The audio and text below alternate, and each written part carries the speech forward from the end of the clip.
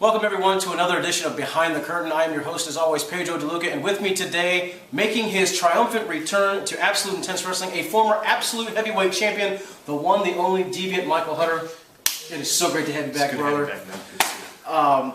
Real simple, these Behind the Curtains are, we know what you can do in the ring, but we want to know what makes up the Deviant Michael Hutter. Right. So first off, Michael, what was it that made you fall in love with professional wrestling? I mean, there's so many factors that made me fall in love with professional wrestling. I mean, the athleticism, the entertainment factor. I mean, I love a five-star classic match as much as I love a backstage segment that can evoke emotion or be funny. Like, it's a combination of so many facets of entertainment, athleticism. I mean, pro wrestling is excellent. Was there one particular person that really drew you in? I mean, you know, you grow up as a kid, you like a lot of guys. I mean, honestly, believe it or not, I was a big Warrior guy, Warrior Hogan. Which is funny now because how much I love America. But, you know, like, and then just growing up, like, Rude, Henning, and then when Attitude Era came, I mean, Stone Cold, Rock, obviously, Angle, 5 Second Pose, Edge and Christian. Guys that could entertain you outside and then bring it inside. So how did you break into the business? Oh, I broke into the business. I was trained by the Big Daddy of Destruction, J-Rock, a student of JT Lightning, and we were sitting here in Turner's Hall, which brings back a lot of memories.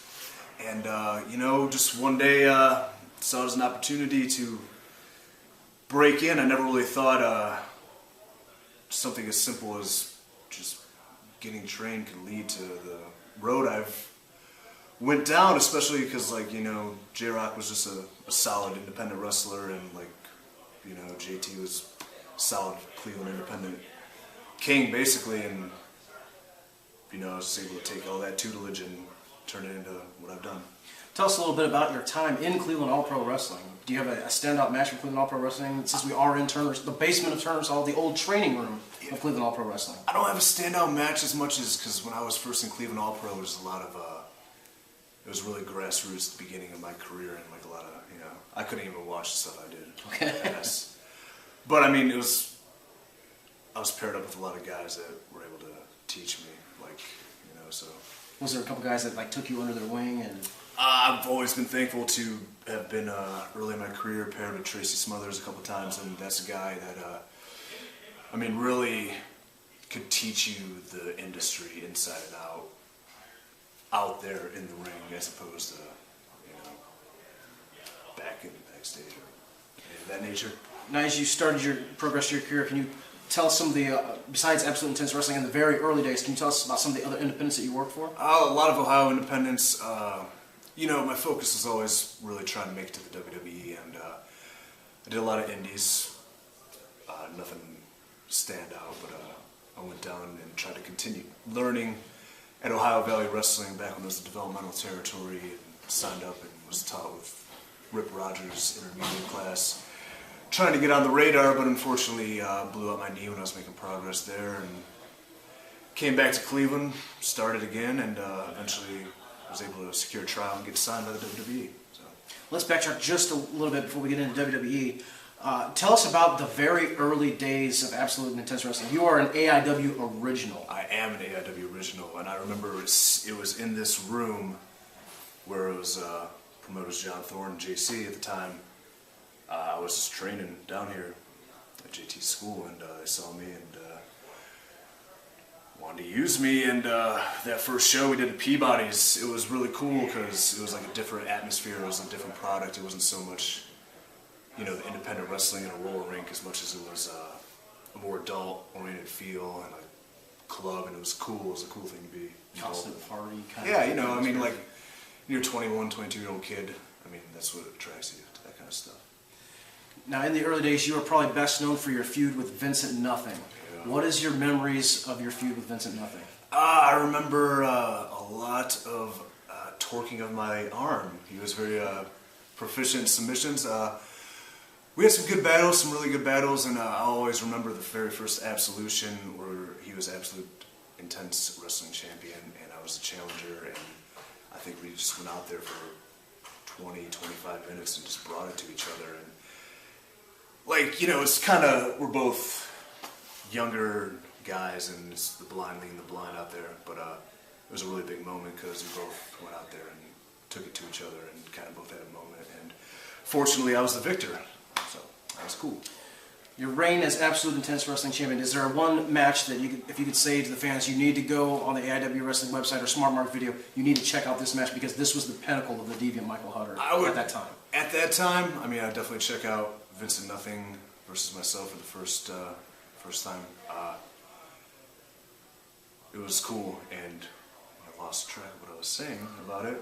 But I mean, just like I said, it was a really good match, and then it stands up. I watched it maybe a few months ago, and I'm really critical of what I've done, and I remember I was like, well, that's good. All right, I can live with that.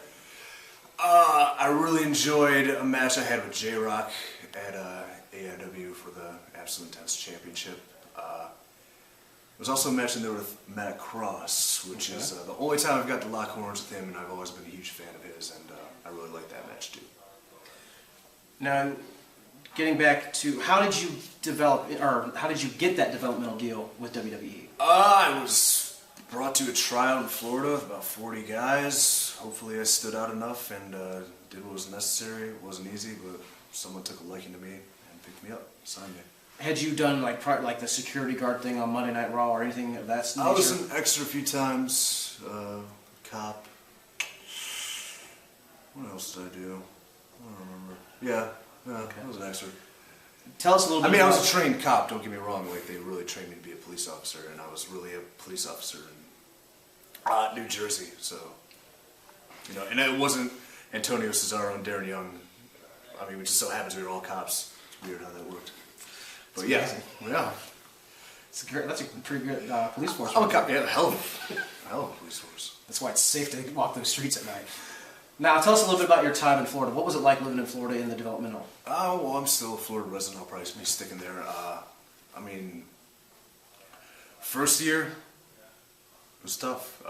You come into a new place, no one knows you. You're rightfully so treated kind of as a rookie, and I respect that, and was able to get through that. And unfortunately, I tore my ACL again, so I had about a 7-month time where I was on the sidelines being able to.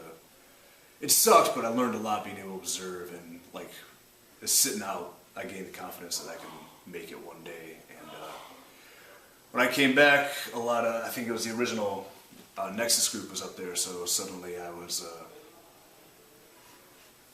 a veteran, even though I haven't really done anything yet, so that was kind of a responsibility, but handled it, and eventually I made it to WWE television via NXT, and NXT Redemption, and a couple spots on Raw and SmackDown, and a lot of good things are supposed to happen, but well, whatever, things happen.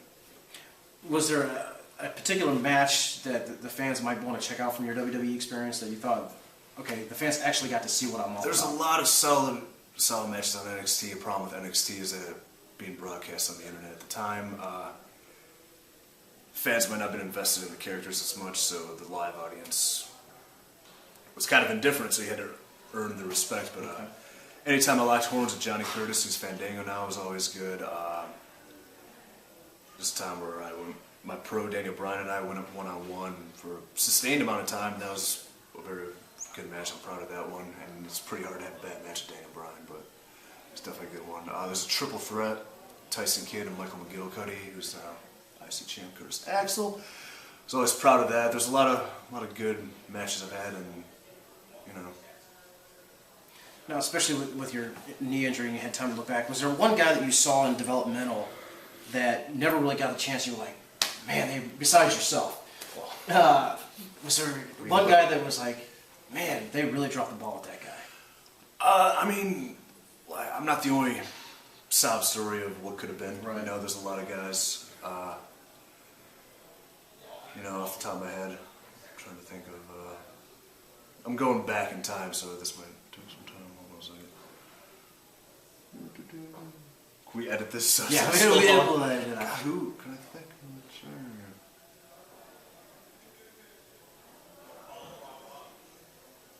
I'm like so blank right now. All right, we'll cut that one out. All right.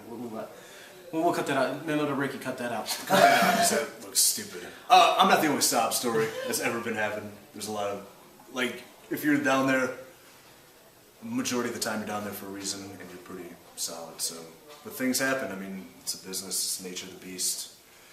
A lot of stuff's not in your control, and you know. Well, their loss is definitely AIW's gain. So now you are back in Absolute Intense Wrestling. What are your goals here?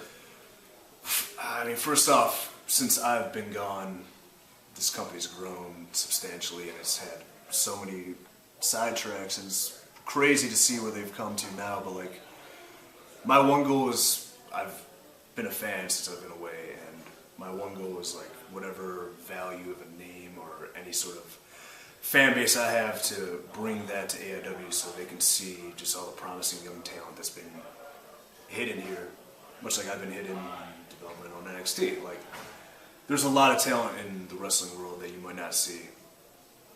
A lot of them are right here, and I really want the world to see them. So anything I can do to help with that. All right, Michael Hutter, again, it is so great to have you back, brother. It's been a long time. No. Once again, the Deviant Michael Hutter back in AIW. Party on.